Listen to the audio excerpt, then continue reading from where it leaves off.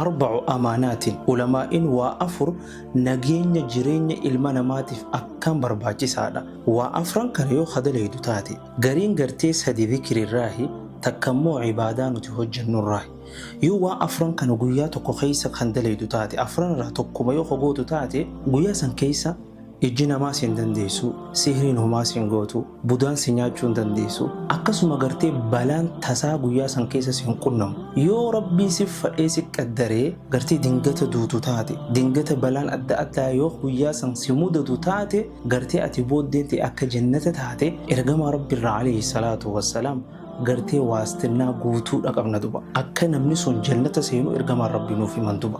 Waa afran kuni jireenya keetiif hedduu akkaan barbaachisaadha. Zamana namni akka gabbee hin hafaa jiru kana keessatti, zamana duutii yoomnatti dhuftii hin beekne keessatti, ilmi namaa qabeenya tokko gisee bitu, mana haa ta'u, hattaa mobaayilaa haa ta'u, gartee makiinaa haa ta'u, waan tokko meeshaa jabaa tokko gisee bitu namni inshuraansii irraa gaafata zamana kana keessatti. Inshuraansii jechuun yoo akhi balaan takka gartee dhuftee gartee qabeenya kiyya kanarra balaan takka geesse akka gartee meeshaan tuni bakka naa buutu takkaahu gartee akkaan hin kasaarreef gartee waan sun na barbaachisa waan ta'eef deemeetiin galmaa'u jechuun inshuraansii. Jireenya keetiif waa afran kuni inshuraansii guyyaa keetiiti duba. Guyyaa san keessa hamtuun takka ta ilma namaa ta shayxaanaa takka illee hin dandeessu. akkasuma gartee guyyaa san keessa yoo haduutu taate ati jannata seenta duba. Nabi Rabbi alayhi salatu wassalam fi sahih Muslimin hadith sahih Muslim gabas khaysa Nabi alayhi salatu wassalam man salla as-subha fi jama'ah wa fi riwayatin man salla al-fajr namni gartee salata subi jama'an salati masjida daqe namni jama'a wali salati raka'a malamin gartee subisan fa huwa fi dhimmatillah inni tikarabbi khaysati tahijra. Guyyaa san keessa waan si mudatu hundarraa rabbiin gartee balaa adda addaa akkasitiisu gartee kana rabbiitu nageenya kee ofirratti fuudhe duba. Khaduraa gartee salaata subii jama'a salaatuudha. Kan lammaffaadha wanni nageenya keetiif bu'uuraa guyyaa kana keessa addunyaa teetiifis akhiraa teetiifis inshuraansii si ta'uu danda'u ayatul kursii salaata fardii hunda booda qara'uudha duba. Nabi Rabbi alayhi salatu wassalam namni gartee qiraa'atu ayatul kursii qara'uun dubura kulla salaatin salaata gartee fardiidha salaata shanan booda namni ayata gartee ayatul kursii san qaree yaa Nabi alayhi salatu wassalam lam yamna'uhu min dukhulil jannata illa al-maut.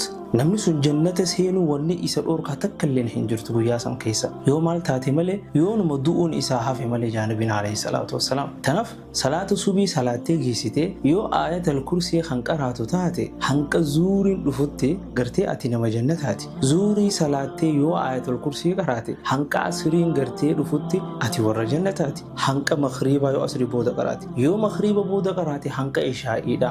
Yoo ishaa'ii booda qaraate hanqa subiin boru ganamaa dhuftu duuti yeroo hundaahu salaata shanan kana keessatti sitti dhufti duba. Tanaaf jireenya keetiif akhiraa akka hin dhabneef yoo hayaddoytu taate akhiraa teetiif ayatul kursii qaree yeroo hundaahu salaata fardii hunda booda. Kan sadaffaadha dhikriidha duba. Nabi Rabbi alayhi salatu wassalam hadiisa yaa keessatti namni ganama bari'u tokko keessatti yeroo sadi dhikrii tana ji'e ja guyyaa san keessa hamtuun takkalleen isa hin tuyxuu jee duba. Bismillahi alladhi laa yadurru ma'a ismihi shay'un fil ardi wala fis samaa wa huwa as-sami'u al-alim. Bismillah maqaa rabbiitiin jalqaba inni sunuu alladhi لا يضر مع اسمه كما قا إساتي ولين غرتي بلان ركون تكلين غرتي نما ميدو هندن ديني نما رغوهم هندن ديني شيء في الأرض ولا في السماء دجي في سمي خيستيس ونمان تكلم بلان نما هنتويني. نبي ربي نمني يروس هدي ذكري تنجي غنما بريو خيستي حنقا غلغلا غرتي همتون تكيسن تويتو جيدما يو بلان اتلفتل رواية برا خيستي حتى غرتي بلا أدغا غرتي تسنمت لف